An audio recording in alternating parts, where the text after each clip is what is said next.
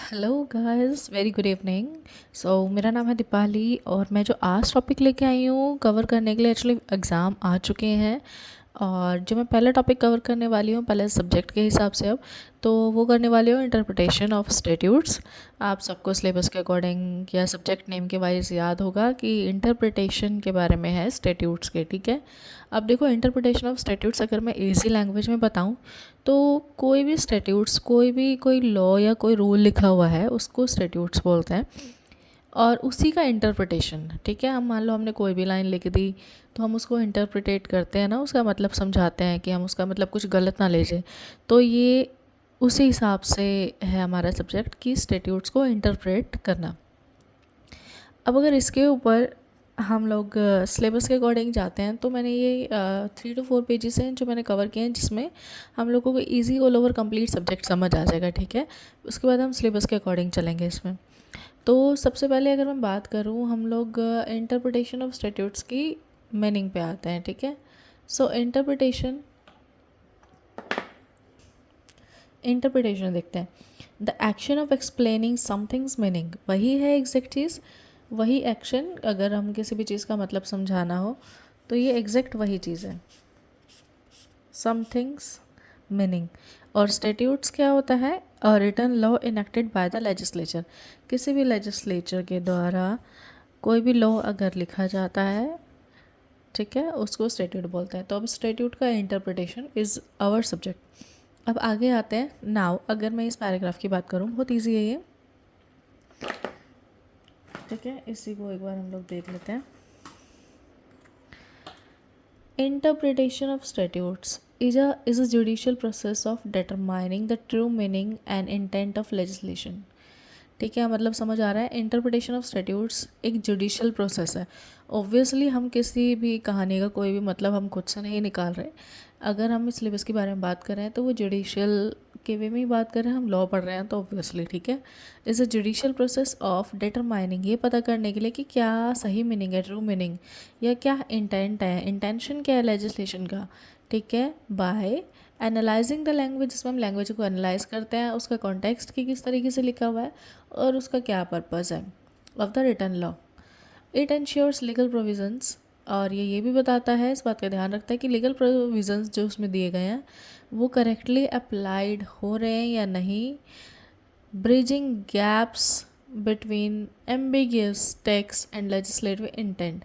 तो interpretation of statutes क्या करता है, ये एक हिसाब से ब्रिज भी बना देता है, मतलब एक हिसाब से हेल्प बना देता है, ठीक है, ताकि हम लोग किसी भी उसका हम लोग एम्बिगियस ना मीनिंग ले जाए, किसी भी चीज़ का हम गलत मतलब ना ले जाए, ठीक है। एंड लेजिस्लेटिव इंटेंट का कुछ भी हम लोग गलत ना सोचने लग जाए, इस तरीके से ये इंश्योर करता है लीगल प्रोविजंस की करेक्टली अप्लाइड हुए हैं, और एक हिसाब से ब्रिज बनाने का भी काम करता है ताकि ये गैप ख़त्म हो जाए। द की मेथड इंक्लूड्स, इसमें कुछ मेथड्स हैं इंटरप्रिटेशन ऑफ स्टैट्यूट्स के, वो जैसे कि अभी पूरे सिलेबस में हमें दिख रहा होगा काफ़ी इसके बारे में, और एग्ज़ाम में ये जो टॉपिक्स हैं काफ़ी सारे आए हुए हैं। तो अगर इंटरप्रिटेशन ऑफ स्टैट्यूट्स के मेथड की बात करें तो मेथड किस किस तरीके से हो सकता है, वो लिटरल मेथड हो सकता है, गोल्डन मेथड हो सकता है, मिस्चीफ रूल है, और often focusing on reading the statute as a whole. और ये सारे क्या करते हैं, ये फोकस करते हैं कि स्टैट्यूट जो है सारा का सारा पढ़ा जाए। मतलब ऐसा नहीं कि आपने एक सेंटेंस पढ़ लिया, right, full stop to full stop, आपको पूरा पैराग्राफ पढ़ना होता है ताकि आपको पूरा प्रॉपर अच्छे से मतलब समझ आ जाए। तो उसी के बारे में भी है। अब देखो, मैंने कुछ पॉइंट्स इस तरीके से लिखे हुए हैं। अब लेजिस्लेचर क्या होता है, who made the law, parliament और स्टेट असेंबली। अब देखो, लेजिस्लेचर क्या होता है, लेजिस्लेचर होता है जो भी लॉ वगैरह लिखा होता है। अब लॉ बनाता कौन है, पार्लियामेंट बनाती है या स्टेट असेंबली बनाती है अपने स्टेट की। और आर्टिकल 245 है कि आप पावर बना सकते हो, लॉ बना सकते हो, पावर होती है उनके पास, ठीक है।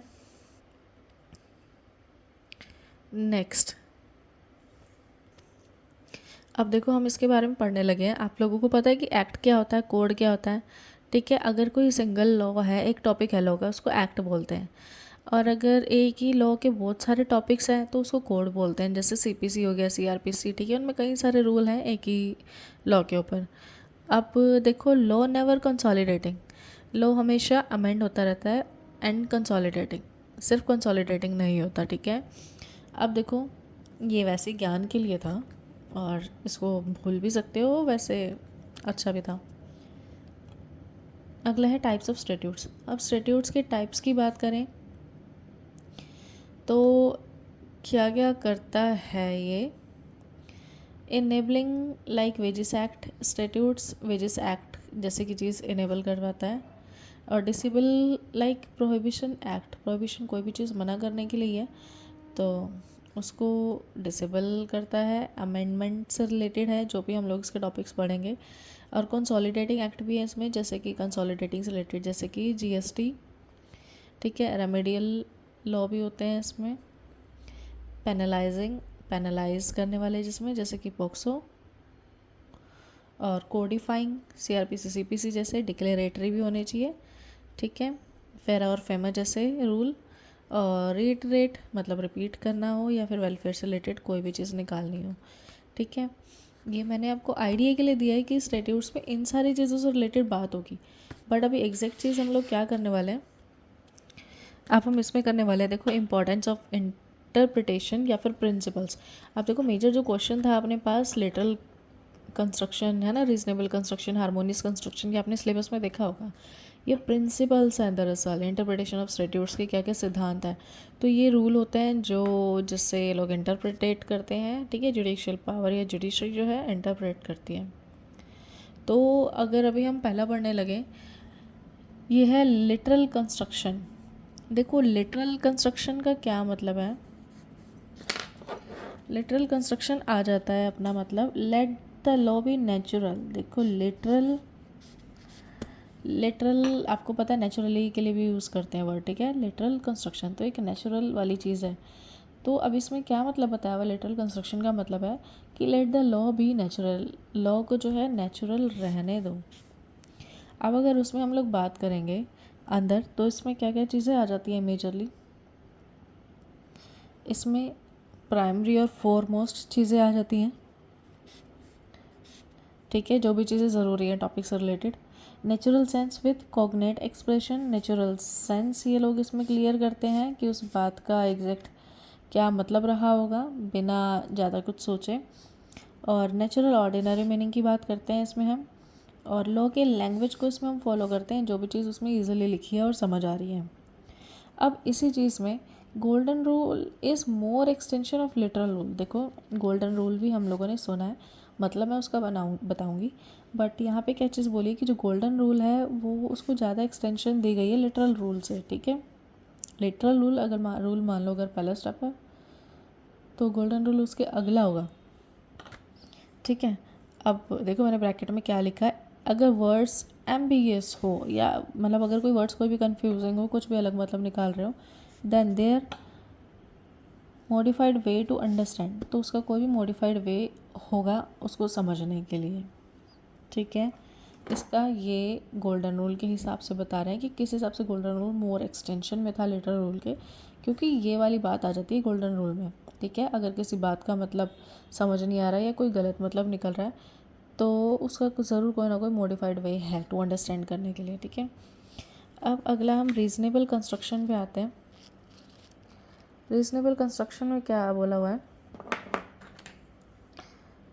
रीजनेबल कंस्ट्रक्शन लेट रेस मेगिस वलेट क्वैम पेट्रिएट, ठीक है। देखो इस वाली लाइन को ध्यान रखना क्योंकि क्वेश्चन में कई बार ऐसी चीज़ें भी आ रही हैं कि इसको एक्सप्लेन करो या डिफाइन करो, ठीक है। तो ये रीज़नेबल कंस्ट्रक्शन के बारे में, रीज़नेबल। अब रीज़नेबल में देखो ये चीज़ तुम्हें कैसे याद रहेगी, लेट रेस मैगिस वलेट क्वेम पेट्रिएट, पेट्रिएट से याद रहेगी, ठीक है। अब पेट्रिएट से क्या है, असामान्य को मान्य करना,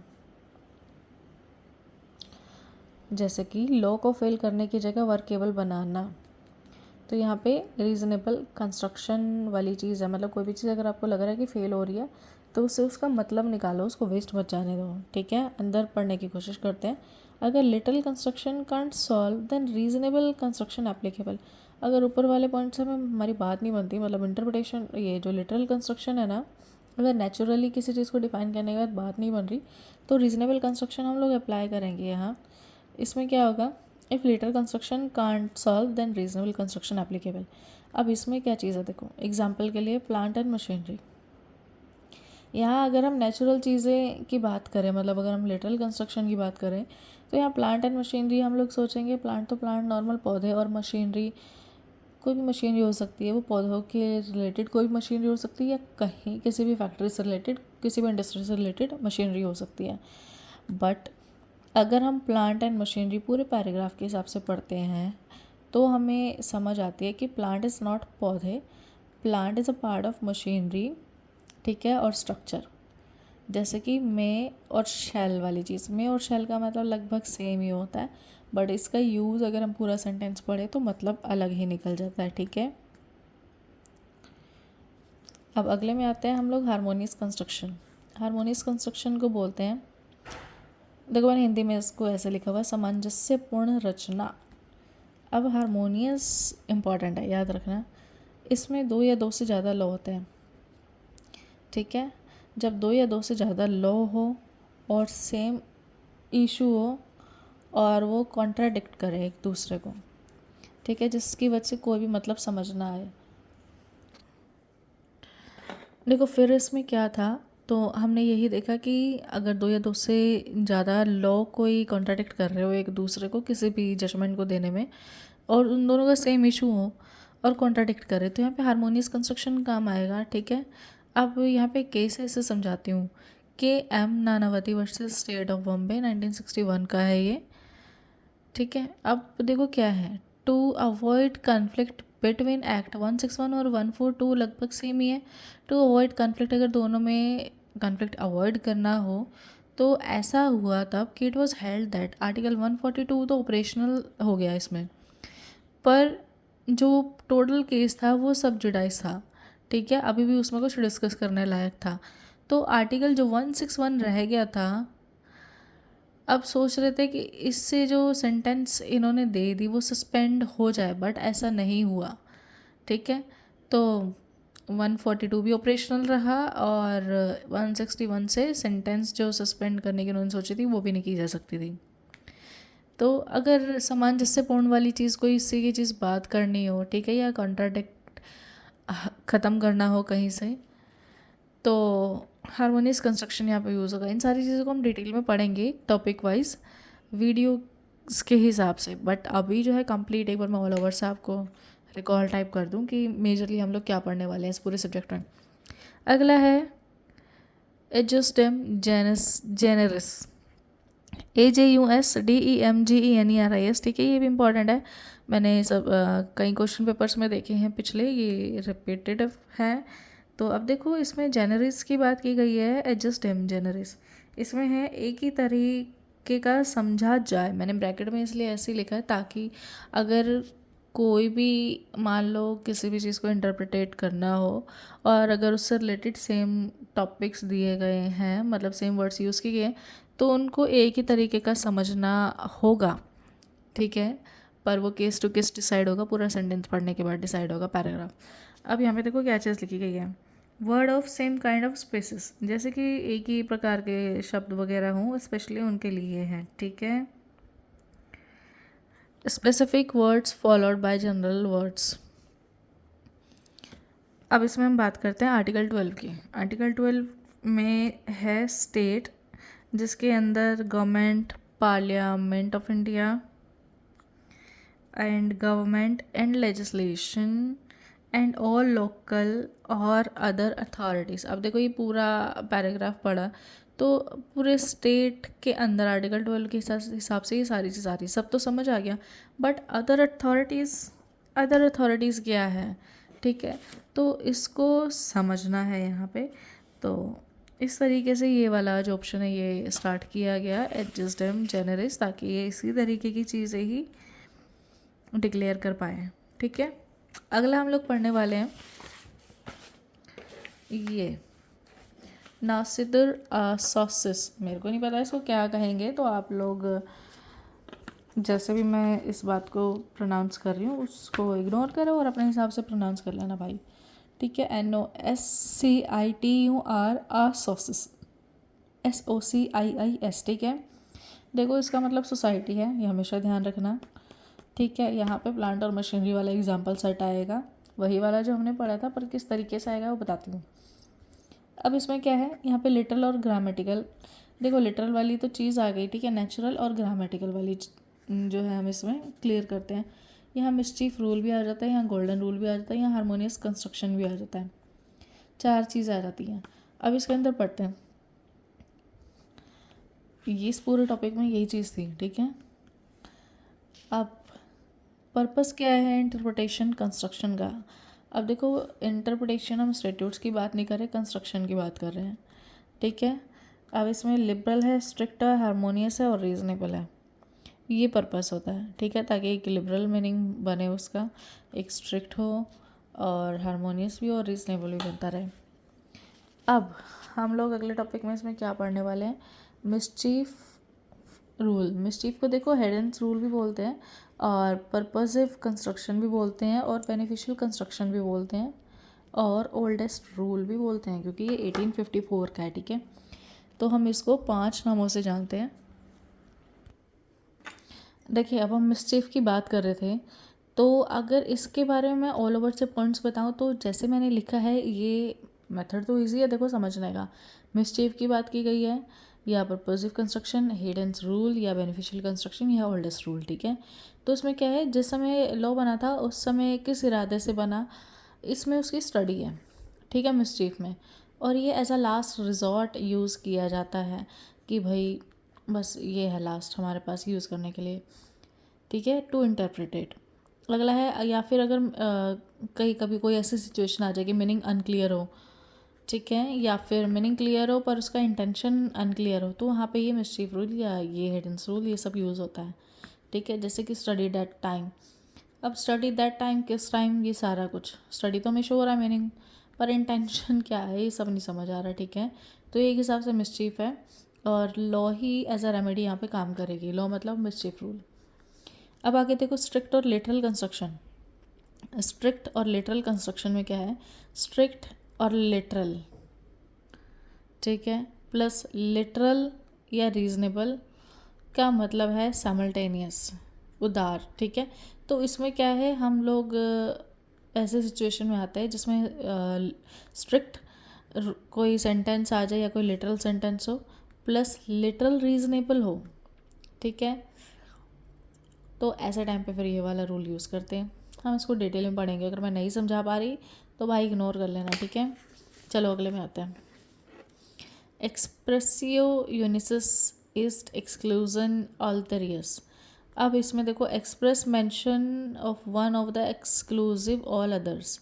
अब इसका क्या मतलब है कि जो भी एक्सप्रेस मेंशन किया गया है, कोई भी एक्सप्रेशन या एक्सप्रेस किया गया है, ठीक है, वो सारी चीज़ों से अलग ही होता है। जैसे कि all student will wear white shirt tomorrow, automatically no one other, no two other colours, ठीक है। अब यहाँ पे स्ट्रिक्ट और लिटरल वाली चीज़ दोनों ही आ गई, ठीक है, और रीज़नेबल वाली भी हो, तो ये दोनों चीज़ें इकट्ठी ही चलेंगी। अब मान लो जैसे टीचर ने कह दिया था इनको कि सारे कल वाइट शर्ट पहनेंगे, तो ऑटोमेटिकली इसका मतलब ये है कोई और कलर्स नहीं, ठीक है। तो ये हो गया साइमल्टेनियस, या कोई और कलर नहीं, ओनली वाइट, तो ये इस तरीके से सेंटेंस चलेगा। अगले पे आते हैं, एक्सप्रेसिव यूनिसिस ईस्ट एक्सक्लूजन अल्टरीज, ये हमने पढ़ा। अब अगला बढ़ते हैं, कॉन्टेम्पोरेनिया एक्सपोसियो। अब इसमें मैंने हिंदी में लिखा है एक समयकालीन प्रदर्शनी, कंटेम्पोरेनिया। अब इसमें क्या है, meaning within the law to be applied, जो भी लॉ के अंदर का मीनिंग होगा वही अप्लाई होगा और कोई और मीनिंग नहीं होगा। अगर कोई मीनिंग नहीं है लॉ के अंदर, तो जो भी मीनिंग अथॉरिटी द्वारा दी गई है, जैसे कि बोनस एक्ट में एम्प्लॉय वर्ड, ठीक है, तो इस तरह उसको फिर यूज़ कर लिया जाएगा। अब मान लो बोनस एक्ट की पूरे की बात की गई, अब क्या बोनस एक्ट किससे रिलेटेड, पर उसमें एम्प्लॉय वर्ड की बात की गई है, ठीक है, तो ये अथॉरिटी द्वारा है। तो इस तरीके से हम इसको समझेंगे। अगले पे आते हैं टूल ऑफ इंटरप्रिटेशन। देखो टूल्स की बात की गई है, इंटरप्रिटेशन के क्या क्या टूल्स हैं। पहली चीज़ इंटरनल और एक्सटर्नल। आपने ये क्वेश्चन में देखा है कि इंटरनल एड या और एक्सटर्नल एड बताओ ना इंटरप्रिटेशन ऑफ स्टैट्यूट्स के। तो इंटरनल एड की अगर हम बात करें, इंटरनल एड ये हो गया, देखो अगर हम किसी भी चीज़ को इंटरप्रिटेट करना है मतलब समझना है, तो हमारे पास कुछ अंदर के टूल्स होने चाहिए जो हमारे पास ऑलरेडी हैं। और एक्सटर्नल टूल्स भी अगर इंटरनल कहीं काम नहीं आए या फिर कम पड़ गए तो। अब देखो इंटरनल में क्या क्या चीज़ें दी गई हैं। टाइटल, अब हमें कोई भी स्टैट्यूट्स कोई भी लॉ को समझना है तो सबसे पहले टाइटल काम आएगा, ये अपना इंटरनल ही है टूल। प्रियम्बल में भी सब कुछ मेंशन होता है, ठीक है, क्योंकि हर एक लॉ से पहले प्रियम्बल लिखा ही होता है कि एग्जैक्टली किस बारे में बताएंगे। अगला है हेडिंग। अब हेडिंग से भी पता चल जाता है, ठीक है, किसी भी सेक्शन के पास हेडिंग लिखी होती है। मार्जिनल नोट्स भी होता है उसके बारे में, या डेफिनेशन और इंटरप्रिटेशन क्लोज अगर कुछ अलग से मेंशन है तो उसके बारे में। इलस्ट्रेशन के थ्रू, किसी भी एग्जांपल के थ्रू, एक्सप्लेनेशन हो, ठीक है, इसके थ्रू, और या फिर शेड्यूल्स होते हैं ना लास्ट में सारे आर्टिकल्स के, उनके थ्रू।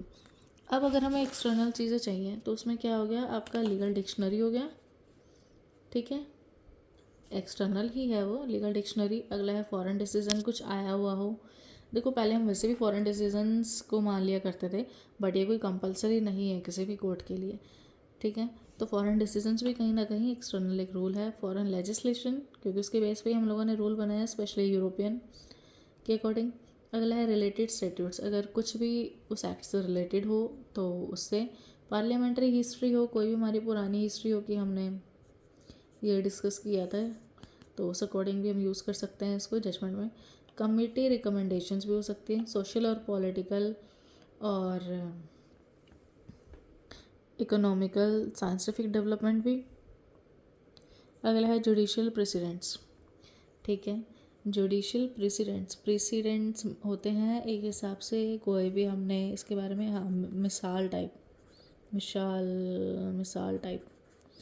ठीक है, कोई भी जुडिशियल मिसाल दी गई हो, कोई भी रूल हो, पहले जजमेंट आई हो, तो उसको जुडिशियल प्रेसिडेंट बोलते हैं। तो इसके थ्रू यहाँ हमारे इंटरनल और एक्सटर्नल एड्स कंप्लीट हो जाते हैं। आगे हम करने वाले हैं जहाँ लॉ का इंटेंशन क्लियर हो, then following prescription will applicable.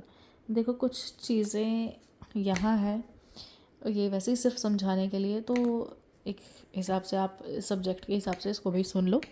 तो यहाँ पे हम लोग, जैसे मैंने हेडिंग बनाई है कि अगर इंटेंशन लॉ का अनक्लियर हो, समझ नहीं आ रहा हो, तो हमें कुछ ये स्टेप्स लेने पड़ते हैं इंटरप्रिटेशन में। जैसे कि vested rights not be taken away, कि कोई भी राइट वेस्टेड है, किसी ने भी लगाया हुआ है अपना, ठीक है, हक, तो वो ऐसे ही नहीं जा सकता, ठीक है। आगे है mens rea is essential for crime. Mens rea होना ज़रूरी है क्राइम में, पता है ना सबको। मेंस रे मतलब इंटेंशन। अगला है लेजिस्लेट, किसी भी क्राइम को करने के लिए दो चीज़ें ज़रूरी होती है ना, मेंस रे और एक्टस रिया, मतलब एक्शन और इंटेंशन। अब देखो legislation knows the application of law, legislation को पता ही है लॉ की एप्लीकेशन क्या होगी, क्योंकि लेजिस्लेशन से ही तो सारे लॉ डिपेंड है। अब है legislation knows the practice of execution and judiciary, ये सारी चीज़ें हमें पता होनी चाहिए। अब है लेजिस्लेशन डजंट मेक मिस्टेक, और एप्लीकेशन ऑफ नेचुरल जस्टिस तो होना ही चाहिए हर जगह, क्योंकि प्राइमरी है ये। Legislation doesn't compel the unless thing, legislation फालतू की चीज़ों को नहीं कंपेल करता, ठीक है। अगला है कैसस ओमिसस प्रो ओमिसो हबिंदस इस्त, इसमें क्या है, जो मेंशन नहीं है उसे इंटेंशनली नहीं करता, जो मेंशन नहीं है उससे इंटेंशनली नहीं किया। मेरे को नहीं पता कि मैंने ये किस हिसाब से लिखा होगा, पर ये जो भी था। अगले पे आते हैं। अगला भी ऐसे से ही लाइन है भाई, ठीक है। यू बी आई, यू बी लेक्स का मतलब यहाँ लॉ है, ठीक है। नॉन डिस्कस्किट डिस्टिंगिट नेक्स नोस डिस्टिंगरे देबेमोस। अब यहाँ पे क्या चीज़ें बताइए, जब लॉ कंपेयर नहीं कर रहा देन नोबडी कैन। ओके, तो भाई इस पूरी लाइन को ध्यान से रखना कि भाई ये लेक्स वाली चीज़ है, ठीक है, जहाँ पे डिस्टिंग्विश और डिस्टिंग्विश वर्ड आ रहा है। तो यहाँ पे ये अगर भाई लॉ कंपेयर नहीं कर रहा है तुम लोगों को या किसी भी रूल को, लॉ को, तो कोई भी नहीं कर सकता, ठीक है। अगला है रेडेंडो सिंगुलर सिंगुलिस, ये अच्छा है। Let each be put in a proper place, ठीक है। अब लास्ट में देखो, कई बार हम लोग ऐसे सोचते हैं कि जो भी सारी चीज़ें हैं सबको अपने अपने प्लेस पे परफेक्टली प्लेस कर दो, ठीक है, तो शायद कुछ लोग समझ आए या इंटरप्रेट आउट हो वो चीज़। अब हम आगे आते हैं।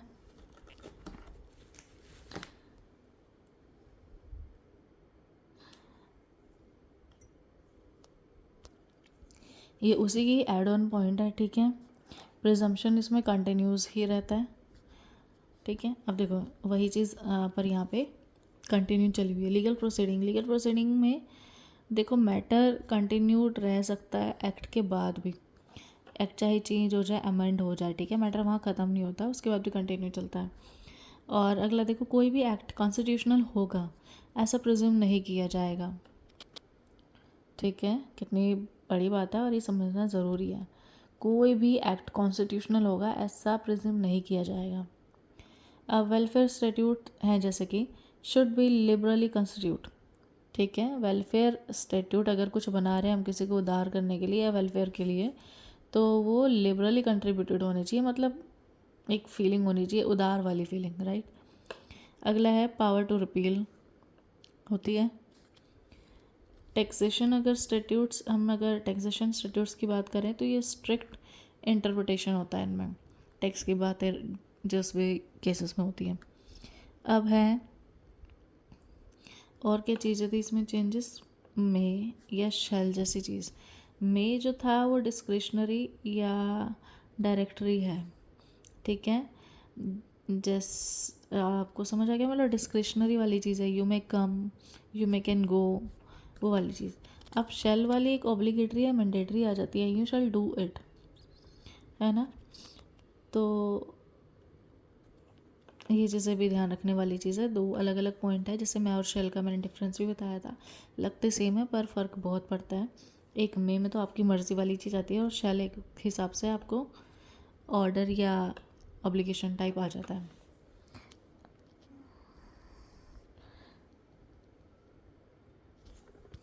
यहाँ हम लोग इस टॉपिक को कंप्लीट करते हैं, प्लस इसके बाद हम ये सारे टॉपिक से सिलेबस है अकॉर्डिंगली हम टॉपिक के हिसाब से करेंगे। अगर मैं आपको सिलेबस दिखा दूँ तो हम लोग टॉपिक वाइज ये चीज़ कवर करने वाले हैं। फर्स्ट नंबर पे meaning, purpose and scope of interpretation, फिर इंटरनल और एक्सटर्नल एड और रूल्स करेंगे। इसके बाद हम स्टैट्यूटरी इंटरप्रिटेशन के, जुडिशियल एक्टिविज़म और बाकी सारी चीज़ें मैक्सिम्स यहाँ आ जाता है। बाकी आप इसको लाइक कर लेना और सेव कर लेना, क्योंकि ये मैं कंप्लीट वीडियो एक ही सब्जेक्ट की डालूँगी उसमें। बाय।